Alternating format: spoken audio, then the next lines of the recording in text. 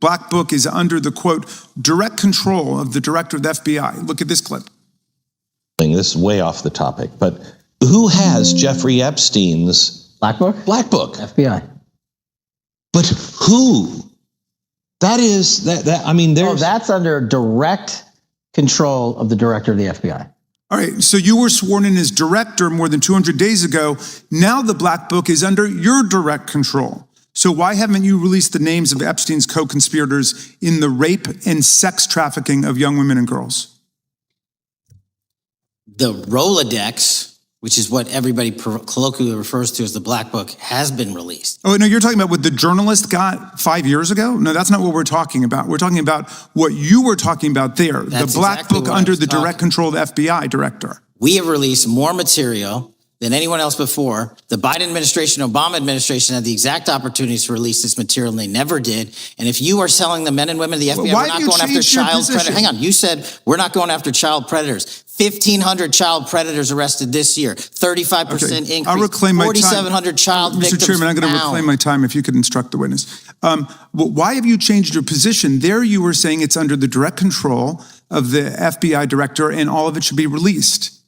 Why have you changed your position? Everything that has been lawfully permitted to be released has been released. And as I told you, the investigation was limited. And let me make something crystal clear. I never said Jeffrey Epstein didn't traffic other people, other women, and they're not other victims. This is the investigation we were given from 2006, 7, and 8, and the search warrants from 2006, 7, and 8. That's what we're working with. Wait, have you released all of the stuff that the FBI has seized from Epstein's house? The computers, the emails, the file cabinets, the documents? What about the financial records? Have you released all of that? Everything the court has allowed us to release. Which court are you talking about? 3 separate federal courts have come in and said... We're talking about the evidence you've got. It's got nothing to do with what those courts have. Do you have any idea how the law works? Wait, do you want me to break the law in a federal judge's order? No, I want you to follow your own word, Director Patel. You said up there it was under the direct control of the FBI director. He had the Black Book. Everything I have direct control over, we have gone to court. You haven't. Complete your sentence. Everything you have direct control over, you said.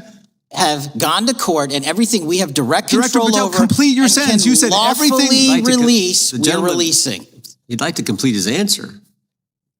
You began the sentence, everything you have direct control over, and then you stopped that sentence. You've released everything that you have direct control over? And I have direct control over and can lawfully release. If you're not familiar with the court orders, that's not my fault. Oh, I'm perfectly, look at them. I'm perfectly familiar with them, but how did we prosecute Ghislaine Maxwell? She was prosecuted with the investigatory material that was collected from 2001 and 2005 because of the non-prosecution agreements and the court orders on the investigations and search warrants. We were not able to develop new information. And oh, by the way, Jeffrey Epstein was out for 12 years and the Obama and Biden administration did nothing to look at his work, his pedophile network. If you want to blame me, that's fine. But now you're blaming the men and women who conducted this great search. I'm not blaming anybody other than you. You're not keeping your word. You said that you would release all of the materials under your direct control. Has anyone released more information on Epstein than I have? Has anyone? Much more. Did Comey? Did Ray? Much more. Excuse me. Much more has come out in the days since the American people in Congress have been demanding it, but it's coming out in dribs and drabs. Why don't you just release the entire file as you promised to do? I literally just told you, there are multiple federal court orders. I'm not going to break the law to satisfy your curiosity. You didn't join us when we filed court to release the court orders. You could have. You have lawyers. You could have shown up. You didn't do that. That's a tiny fraction of the material we're talking about. That is not. It is a tiny fraction. How do you know that? Have you seen everything? It's all misdirected. How do you know that? The time of the gentleman has expired. The gentleman from California is recognized. Welcome, Director Patel. You and I have not had the opportunity to meet. And alas, you failed to respond to the 8 oversight letters I've sent you over the last 7 months. So we do have a lot of questions piling up for you, but I want to start with a word of praise. The first FBI director was J. Edgar Hoover, who steadfastly refused to hire women, African Americans, and other minorities as agents. And although he was a closeted homosexual who lived in domestic partnership for decades with Clyde Tolson, he also participated in anti-gay crusades. He aggressively promoted what we would today call white Christian nationalism, and he would undoubtedly be turning over in his grave to see as one of his successors a first-generation Indian American and a proud Hindu. So I congratulate you on being a breakthrough in this sense and being a beneficiary of the civil rights movement that opened up the FBI and the federal workforce to lots of people who never would have been hired in its first decades. Alas, you share J. Edgar Hoover's dangerous obsession with blind loyalty over professionalism and effective public policy. For Hoover, it was blind loyalty to him in keeping his secrets. For you, it's blind loyalty to Donald Trump in keeping his secrets. During your confirmation, it was widely noted on all sides that your primary qualification was your unwavering loyalty to Trump. Unlike other directors, you had no work experience at the FBI, but you had made over 1,000 media and political appearances in support of Trump's campaign. Your Senate confirmation vote was 51-49, the closest in history, with your opponents warning you were not qualified and had no interest in actually developing the qualifications for the job. I hoped that they were wrong. Alas, they were not. While most other new FBI directors drew on their experience as FBI agents, you didn't have that.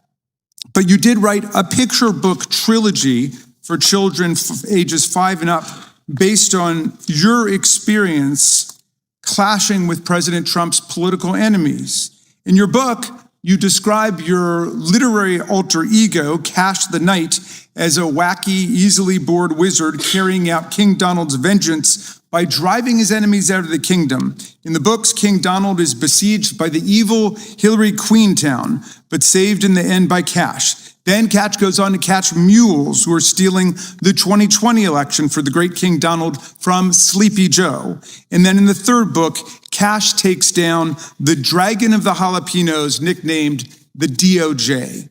Your supporters had hoped that you would graduate from imagining yourself a romantic fairy tale knight to actually running America's premier federal law enforcement agency. Alas, political loyalty and pushed out leaders who refused these demeaning exercises. And now we're seeing one very clear reason why you want to build a political FBI, the Epstein files. You want an FBI blindly loyal to Trump and to you as his enforcer so you can continue your cover-up of a massive international sex trafficking ring with more than 1,000 victims betraying all of the survivors of the sexual violence. Before you got in this job, you called for full release of the Epstein files, telling podcaster Benny Johnson that the only reason the list was not released by DOJ and FBI was, quote, because of who's on that list. Upon your confirmation, you promised that, quote, there will be no cover-ups, no missing documents, no stone left unturned. And anyone from the prior or current bureau who undermines this will be swiftly pursued. This spring, you ordered hundreds of agents to pore over all the Epstein files, but not to look for more clues about the money network or the network of human traffickers. You pulled these agents from their regular counterterrorism or drug trafficking duties to work around the clock, some of them sleeping at their desks, to conduct a frantic search to make sure Donald Trump's name and image were flagged and redacted wherever they appeared, whether an email, a text, a letter, an interview, a photograph, or a video. In May, Attorney General Bondi reportedly told Trump that his name had indeed appeared multiple times throughout the Epstein files. And not long thereafter, in July, you and the Attorney General released a memo claiming that, quote, no further disclosure would be appropriate or warranted. In a few short months, how did you go from being a crusader for accountability and transparency for the Epstein files to being a part of the conspiracy and cover-up? The answer is simple. You said it yourself, because of who's on that list. Donald Trump's relationship with Epstein over the years is well documented. A week ago, the Oversight Committee released Trump's disturbing birthday book, Note to Epstein, written over a drawing of a woman's naked body referring to a, quote, wonderful secret. The Oversight Committee obtained the note from the Epstein estate, not from the FBI, raising questions again of whether the FBI has been withholding documents. While you're unleashing the FBI to cater to Trump's desire to shut down the Epstein inquiry, the first 9 months of the Trump presidency have seen a spate of political violence and domestic terror events. We saw deadly attacks on political figures on both the left and the right. The brutal assassination of Minnesota Democratic House Speaker Melissa Hortman and her husband, and the attempted murder of Democratic State Senator John Hoffman and his wife, who miraculously survived a combined 17 gunshots. We saw an arsonist set Pennsylvania Governor Josh Shapiro's residence on fire. And of course, last week, we saw the horrific, cold-blooded assassination of Charlie Kirk in Utah that has shaken the nation. 1 minute after Charlie Kirk was shot in the neck, a 16-year-old shooter in Evergreen, Colorado, radicalized by white supremacist ideology online, opened fire and critically wounded 2 other students at Evergreen High School. We've seen lethal anti-Semitic violence, including the murder of 2 young Israeli embassy staffers just blocks from the Capitol, and then in the attack on a gathering of Jewish people in support of hostages held in Gaza in Boulder in June. We've seen continued mass shootings at schools, like the domestic terror incident at a Catholic school in Minneapolis last month, which killed 2 children and wounded 18 others. And in August, a man fired more than 500 bullets at the Centers for Disease Control and Prevention, killing a police officer who was a Marine veteran and a father.